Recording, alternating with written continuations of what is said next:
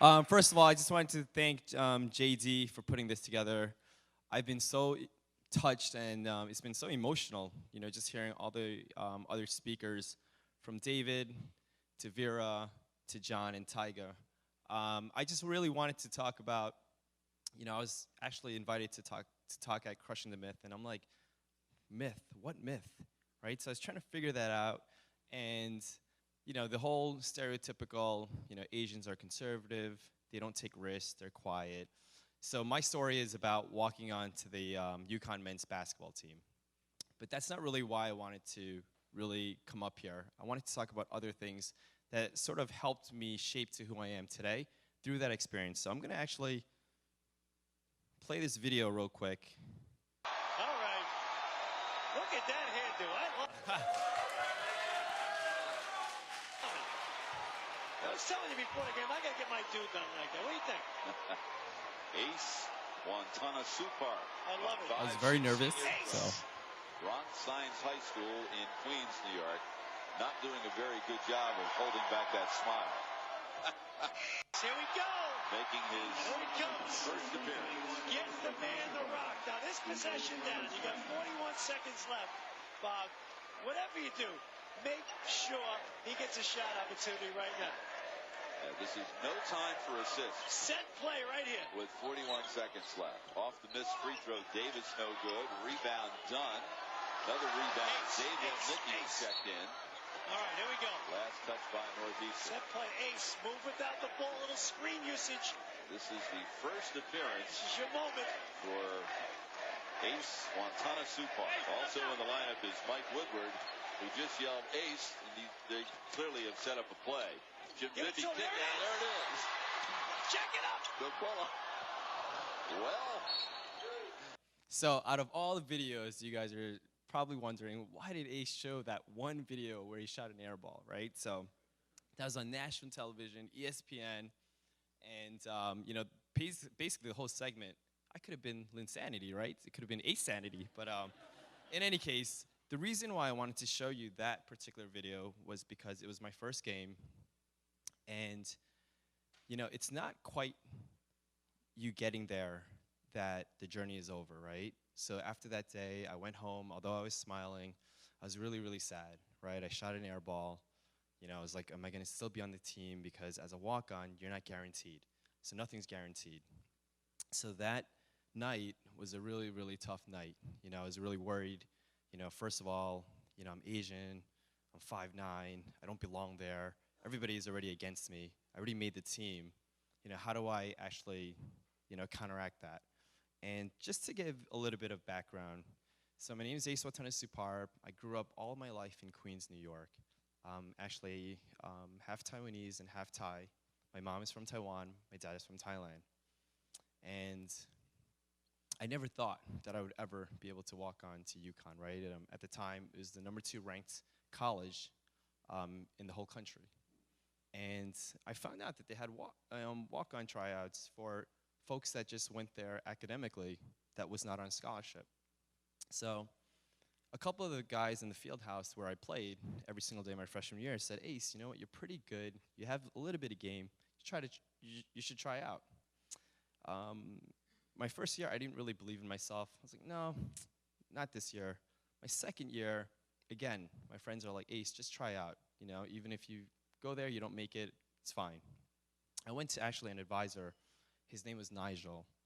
And I asked him, Nigel, do they have basketball tryouts for folks that are just students? He said, yes.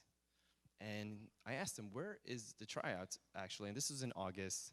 School started in September. And he said, Ace, it's at the Armory building. So I got myself ready, got mentally prepared, went to the gym, worked out, went every single day. And then came September 13th, tryout day. I ran all the way to the Armory building. But guess what? Nobody was there. I was running around frantically. I'm running around, and if you ever went to UConn, the campus is huge. And I go outside the Armory building, and I flag down a student, and I asked them, hey, do you know where the men's basketball tryouts are? First of all, he looked at me. He just didn't say anything. So at that point, I'm like, all right, this is going to be pretty tough to get there. But he then said, you know what, I did hear the tryouts are in Gamble. it's in the stadium. I'm like, shoot. So I run to the stadium. You know, long story short, I get there, tryouts are over, and I go back to Nigel, and I asked him, you know, why did you tell me that the tryouts were in the Armory building when the tryouts were in the stadium? He said, Ace, look at you. You know, you're 5'9", you're Asian, you know, you have game, but you're not that good, right? So at that point, you know, I told myself, okay, you know what? He doesn't believe in me. I probably shouldn't try out. But at the same time, that summer, my parents were, they were getting a divorce. So it was tough. So I stayed in school, and basketball growing up was my only outlet. So I really looked to basketball as an escape. And I stayed in UConn that summer in Connecticut, and I worked a job because, you know, growing up with a minority story, my mom had 3 jobs, my dad had 3 jobs. I couldn't really pay my way to stay in college, but I really wanted to stay and practice with the team because I just didn't want to go home. And I stayed up in Connecticut, and I practiced with the team, and then the next following season, I tried out and I made the team. Now, once I made the team, that was really when it was tough, right? I was smaller than everyone else. Every time they worked out, they had all these weights. I would always have to be the first one there because I couldn't lift, you know, 345 pounds. I would be the warm-up guy, right? So I'm lifting like 185, and that's like their warm-up. So, but I would go back to the dorm, you know, banged up, hurt, bruised, but I wouldn't say anything. I just kept it in. And what I learned from being on the team was there's something called commitment. There's something called discipline. There's something called consistency. And one of the things that I learned being on the court is that if you could play basketball, you saw no color. And I want everybody in this room to really think about why we're here today, right? We're talking about crushing the myth. But what myth is there if you don't see any color? And I kind of wanted to talk to you about my journey so far in my career because basketball was the one place that I saw no color, and it was home. And I think everybody should take sports and take a look at what sports has done to the world. It's united everyone together, right? When you see World Cup, doesn't matter what country you're from, you're all looking and cheering for the same sport. So, with that, okay. So, at the age of 31, I became the president for DE Capital, which is the financing arm for Douglas Elliman. But there's a bigger meaning to this, right? I actually met Dottie when I was 29. And when I went for the interview as the president for DE Capital, I didn't know I was going in for an interview to become the president. I thought I was just taking on a role to manage Manhattan.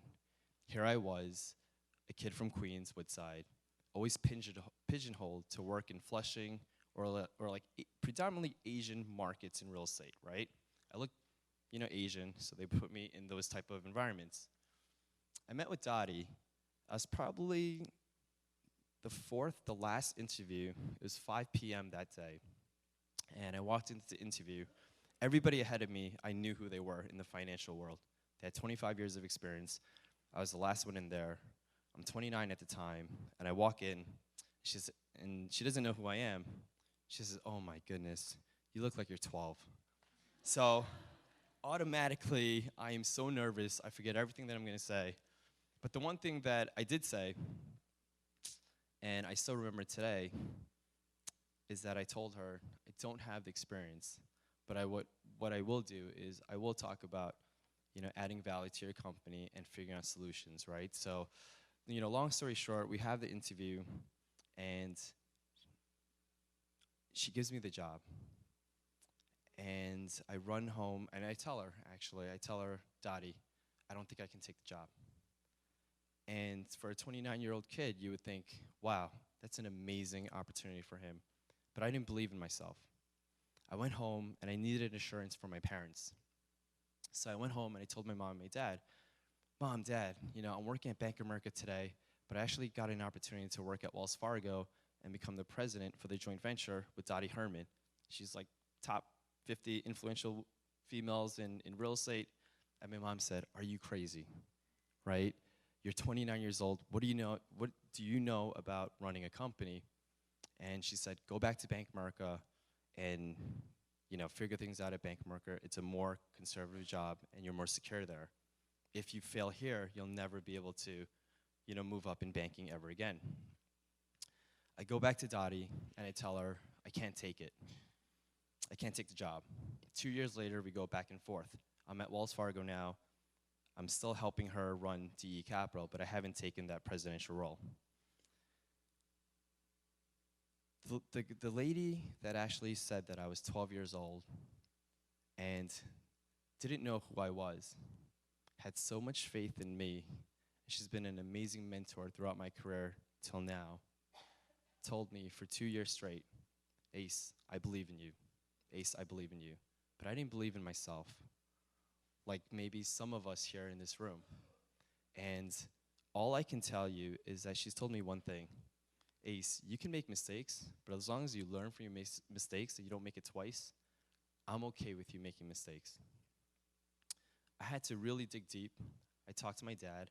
My dad is one of those dads that are just like, Ace, you can do it. You can do anything you want in the world, right? So he's like, son, just go for it. So finally, I tell her, I'll take the job, right?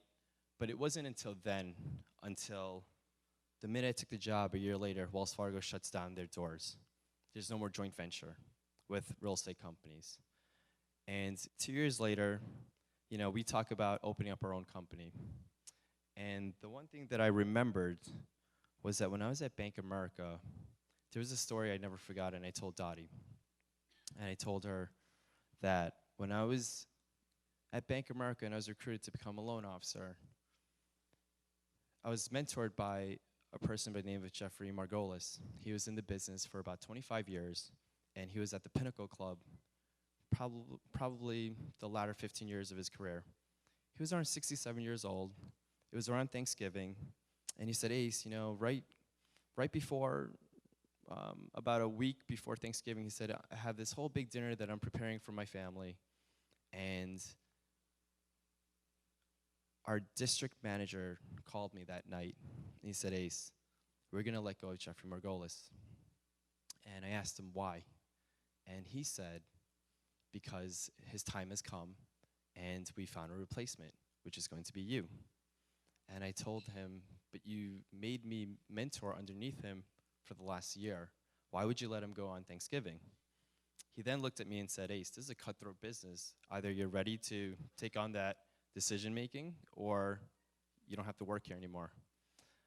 So I told him the next day, I don't want to work here anymore. But we had lunch, and they let him go, and they said, Ace, this is your role. Ever since that day, I remember, and it still stayed with me until today, which is one day, that's going to be me. I'm going to be 67 years old. I will give a company 25 of my hard-earned years, and they're going to let me go one day. So what did I do? Fast forward, 2010, I actually had a conversation with my cousin, and at the time, he was having trouble with his partners. I just had a revelation at the bank, and we decided to go into business together. And 10 years later, since 2009, November 24, 2009, we first opened OBAO in Spot. But I can tell you, I was a kid at 20-something years old, didn't really know anything about the business. And we failed. We closed on 3 concepts. All the money that I made at the bank, I would give towards the restaurants. And I can tell everyone here, every risk you take, every path that you go on, it's going to be tough. There's going to be things that you don't know. There's going to be things that you're going to learn along the way. But one thing that I want to leave you with, right, is you don't really get anywhere unless you take risks for yourself, you surround yourself with positive people that believe in you. Number 3, you don't listen to what other people say because they're not writing your story. And number 4, you have to be able to see a challenge and see an opportunity out of those challenges, because you'll always have a challenge, right? So Spot is now going to franchise all over the U.S. How many people have heard of Spot? Oh, wow. Oh, my goodness. Okay. Awesome, awesome. So we actually have a surprise for you, too. We actually provided Portuguese egg tart, which is going to be new on our menu, but exclusively just for you guys tonight. And my managing partner, Mark, is in the back, and my manager, Nate, is in the back as well. So please enjoy the egg tarts. I want to leave you guys with this. I never imagined being where I am today in my career. But what I do reflect on and look back and try to inspire younger individuals in this room, if any, that are thinking about doing something on their own while they are in a corporate job. I would say, never doubt yourself, because you never know what you can do, right? Even if your parents, don't feel as if it's not the right path for you, it's your life. And so many times we are always concerned about what other people, what other people's opinions are of ourselves, or what we feel we should become. And it's not their life, right? So you have one life to live it to the fullest. Take a look at all these speakers. They're so inspiring. And just go for it. Take risks. All right, guys? Have a good night, everyone.